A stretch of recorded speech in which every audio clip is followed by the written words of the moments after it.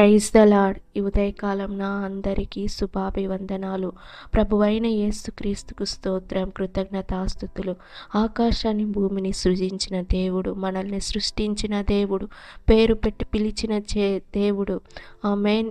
మా అరచేతిలో మన పేర్లను చెక్కుకున్న దేవుడు. ఆమేన్. తల్లిలాగా తండ్రిలాగా ప్రేమించే దేవుడు ఆయన. మన పట్ల చూపించిన ప్రేమ ఎంతో ఘనమైనది, ఎంతో విలువైనది. ప్రియ సహోదరి సహోదరుడా, ఈ ఉదయకాలంలో ప్రతి ఒక్కరి హృదయాన్ని నీ చేతులు అప్పగిస్తున్నాను తండ్రి. స్తోత్రం. ఆమేన్. యెహోవాను స్తుతించుడి, ఆయన నామమును ప్రకటించుడి. జనములలో ఆయన క్రియలను ప్రచురము చేయుడి.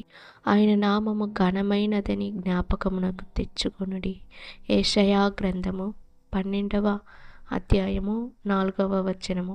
ప్రియ సహోదరి సహోదరుడా, ఆయనను స్తుతించండి.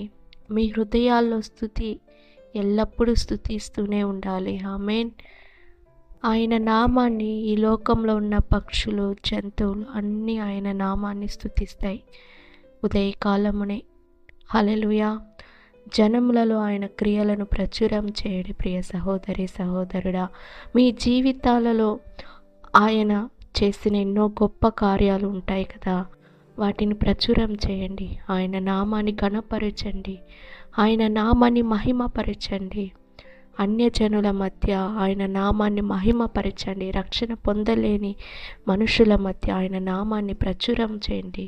ఆయన నామం ఘనమైనదని మీరు జ్ఞాపకం తెచ్చుకొనడి. ఆ ఘనమైన నామాన్ని మీరు ప్రచురం చేస్తే మీ జీవితాల్లో అద్భుత కార్యాలు చూడవచ్చు మీరు. ఆమేన్. స్తోత్రం. సువార్తను ప్రకటించాలి. ప్రతిరోజు దేవుని కొరకు ఎవరికైనా ఒక్కరికి సువార్తను చెప్పండి. మీరు రక్షణ పొంది ఉంటే, పొందలేకున్న మనుషులకు ప్రార్థన చేయండి. రక్షణ పొందాలి. హల్లెలూయా. వాళ్ళ పాపముల నుండి విడుదల పొందాలి. ఆమేన్. బంధకాల నుండి విడుదల పొందాలి. చీకటి బ్రతుకుల నుండి విడుదల పొందాలి. ఆ మనుషులు రక్షణ పొందలేని జనముల కొరకు మీరు ప్రార్థన చేయండి. ఆమేన్.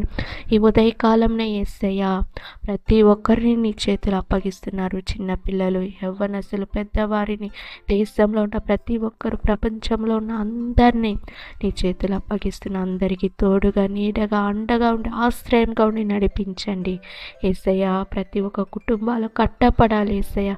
ప్రతి ఒక్కరు రక్షణ పొందాలి, నీ నామాన్ని ఎరగాలి. యేసు నామంలో అడిగి వేడుకుంటున్నాను తండ్రి. ఆమేన్. God bless you. దేవుడు మిమ్మల్ని, మీ కుటుంబాలను ఆశీర్వదించి దీవించును గాక.